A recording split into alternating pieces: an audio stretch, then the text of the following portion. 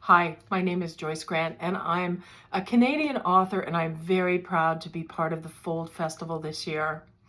I wrote this book called Can You Believe It?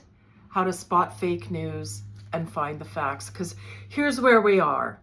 We're at a place where it's really hard to tell fact from fiction online.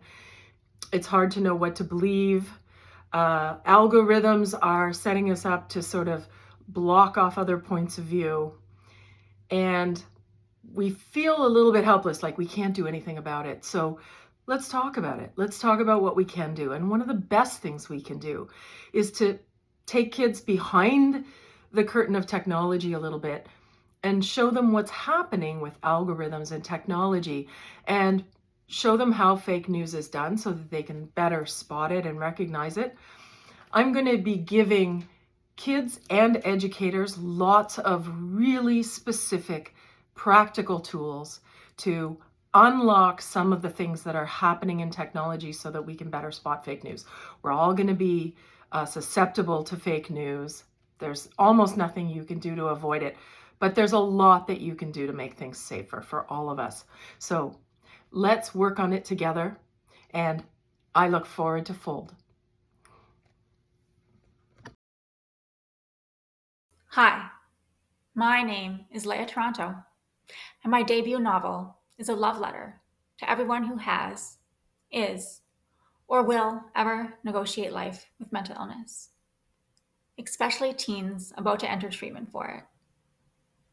A Drop in the Ocean is based on the journals I wrote during the 6 years I spent on psych wards for obsessive compulsive disorder, depression, and anorexia, instead of in high school. Back then, I didn't care about literary craft. I wrote to cope. Writing gave me power and a voice in an incarcerated environment where I had none.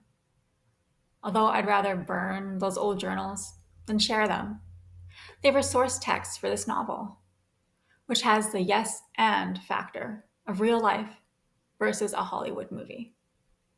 Yes, the protagonist Mira has OCD, and her compulsions are by far stranger than excessive hand washing. And she has other psychiatric and medical conditions. And she is mixed race, and queer, and raised religious. All these things intertwine. That kind of representation is something my friends with mental illness and I never had when we came of age. We all just thought of psych wards as places you never wanted to end up in. But for Mira, the Residency Adolescent Treatment Center is where she meets her people, like bipolar bestie Goth Sweets and fellow fantasy nerd Nurse Elsie. It's where she experiences a lot of quintessential life firsts. First love with trauma survivor Nick.